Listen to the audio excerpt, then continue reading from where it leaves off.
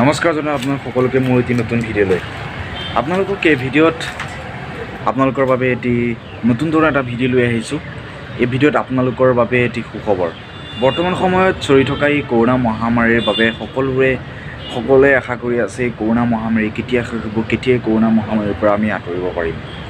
আৰু বন্ধু বান্ধৱীসকল, আপোনালোক সকলোৰে বাবে এটি নতুনকৈ সুখবৰ আনিছে ভাৰত। কোভিড-19 মহাসংক্ৰমণৰ পৰা আপুনি নিজকে কেনেকৈ বচাই ৰাখিব পাৰিব, সকলোখিনি আপোনালোকৰ ডিটেইলছ এই ভিডিঅ'ত আপোনালোক জনাবলৈ গৈ আছোঁ।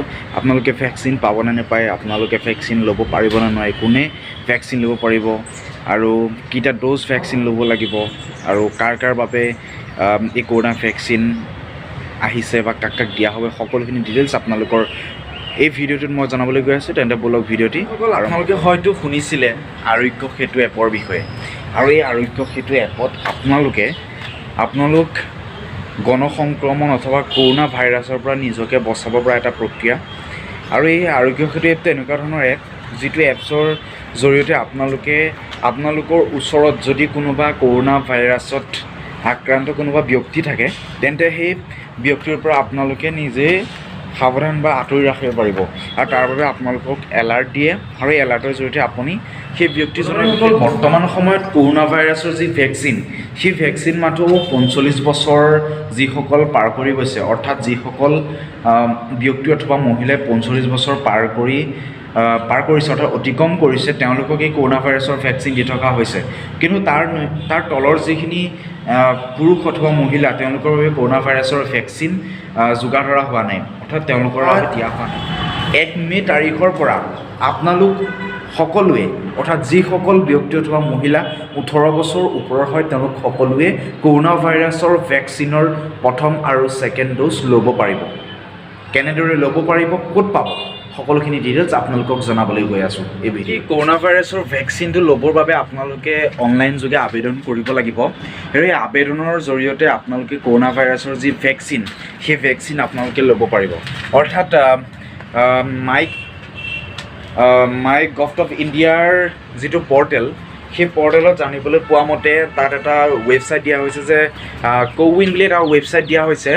সেই ৱেবছাইটৰ জৰিয়তে আপোনালোকে এই কৰোনা ভাইৰাছৰ ভেকচিনৰ বাবে আবেদন কৰিবৰ বাবে অনলাইন যোগে একেটা সময়তে আপোনালোকে 4জন ব্যক্তিৰ বাবে আবেদন কৰিব পাৰিব। লগতে যিটো আপোনাৰ আৰোগ্য সেতু এপ, সেই আৰোগ্য সেতু এপৰ জৰিয়তে আপোনালোকে আবেদন কৰিব পাৰিব। কেনেদৰে সেই আবেদন কৰিব, অৰ্থাৎ আৰোগ্য সেতু এপত আপোনালোকে কেনেকৈ আবেদন কৰিব, আপোনালোকে আৰোগ্য সেতু এপটো অন কৰিব লাগিব। তাতে আপোনালোকে দেখিব যে আৰোগ্য সেতু এপত যিখন হোম স্ক্ৰীণ হ'ব, সেই হোম স্ক্ৰীণখনতে কোৱিন বুলি এটা আপোনাৰ টেব থাকিব, যিটো টেবত আপোনালোকে ক্লিক কৰিব লাগিব। আৰু যিটো কোৱিন টেবটোত, সেই টেবত আপোনালোকে ক্লিক কৰিব। ক্লিক কৰাৰ পাছত তাতে এটা অপশ্যন আহিব ভেকচিনেশ্যন ৰেজিষ্ট্ৰেশ্যন। আৰু যিটো ভেকচিনেশ্যন ৰেজিষ্ট্ৰেশ্যন যিটো অপশ্যন আহিব, সেই অপশ্যনটোত আপোনালোকে ক্লিক কৰিব লাগিব। তাৰপাছত আপোনালোকৰ ফোন নাম্বাৰ লিখিব লাগিব।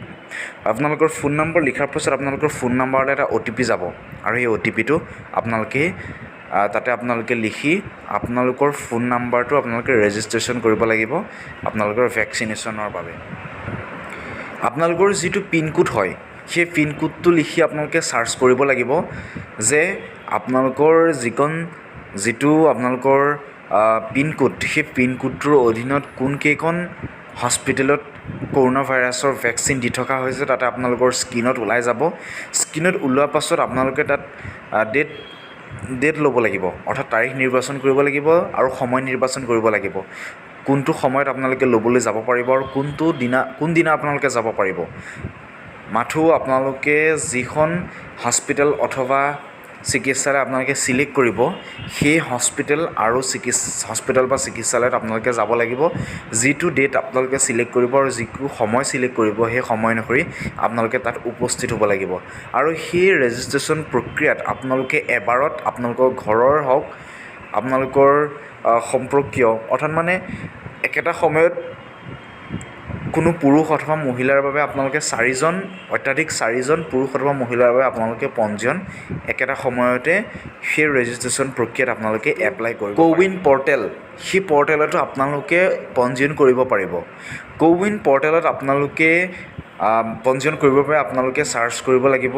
কোৱিন ৱেবছাইটত আপোনালোকে যাব লাগিব আৰু তাতে আপোনালোকক নিজকে ৰেজিষ্টাৰ অথবা চাইন ইন কৰিব লাগিব। আপোনালোকে ৰেজিষ্টাৰ চাইন ইন কৰাৰ পাছত আপোনালোকে তাতে আপোনালোকৰ ফোন নাম্বাৰটো দিব লাগিব আৰু ফোন নাম্বাৰটো দিয়াৰ পাছত আপোনালোকৰ ফোন নাম্বাৰটো ঠিক একেধৰণে আগত যেনেকৈ আপোনালোকে আৰোগ্য সেতু এপত কৰিলে ঠিক তেনেদৰে আপোনালোকে এইটো কোৱিন পৰ্টেলতো আপোনালোকে একেটা প্ৰচেছেই আপোনাৰ ফোন নাম্বাৰ দিব। ফোন নাম্বাৰ দিয়াৰ পাছত আপোনালোকে OTP আহিব। OTP দিয়াৰ পাছত আপোনালোকে OTPটো ভেৰিফাই কৰি আপোনালোকে তাতে ৰেজিষ্ট্ৰেশ্যন হ'ব লাগিব আৰু তাতে আপোনালোকৰ ডিটেইলছ দিব লাগিব।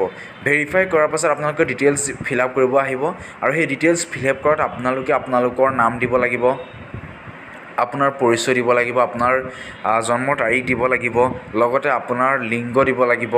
সকলোখিনি ডিটেইলছ আপোনালোকে তাত ফিল আপ কৰিব লাগিব, যাৰ জৰিয়তে আপোনাক যোগাযোগ কৰিবলৈ কোনো ধৰণৰ অসুবিধাৰ সন্মুখীন নহয় আৰু আপুনি যাতে উপযুক্ত সময়ত আৰু উপযুক্ত দিনা গৈ আপোনালোকে কৰোণা ভেকচিন ল'ব পাৰে তাৰ বাবে আপুনি নিজাববীয়াকৈ সকলোখিনি চিলেক্ট কৰিবৰ বাবে ব্যৱস্থা কৰি দিয়া হৈছে।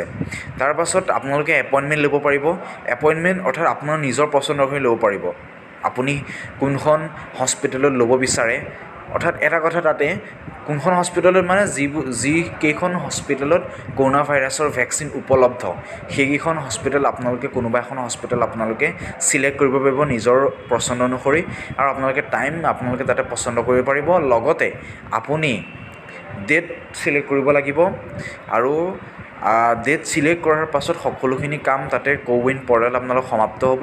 তাৰ পাছত তাৰ কাষতে এটা চিডিউল বুলি অপশ্যন থাকিব, সেই চিডিউলটোত ক্লিক কৰিব লাগিব আৰু চিডিউলটোত ক্লিক কৰাৰ লগে লগে মই কোৱাৰ দৰে পঞ্জীয়নৰ কৰাৰ পাছত এপইণ্টমেণ্ট ল'বৰ বাবে সকলোখিনি ডিটেইলছ তাতে আপোনালোকৰ আহি যাব, ক'ত কেনেকৈ এপইণ্টমেণ্ট ল'ব পাৰিব।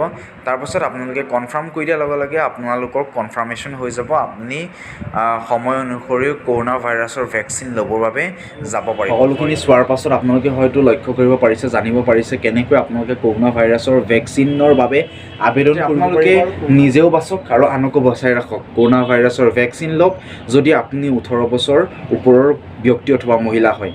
বন্ধু বান্ধৱীসকল, আপোনালোক সকলোলৈকে শেষত এইটোৱে ক'ম যাতে আপোনালোক সকলোৱে ঘৰত থাকক আৰু আপোনালোক কৰোণা মুক্ত হৈ থাকক আৰু কৰোণা ভাইৰাছৰ ভেকচিন লৈ নিজকে কৰোণা ভাইৰাছৰ লগত যুঁজিব পৰাকৈ শক্তিশালী কৰক। ধন্যবাদ আৰু আজিলৈ ইমানেই।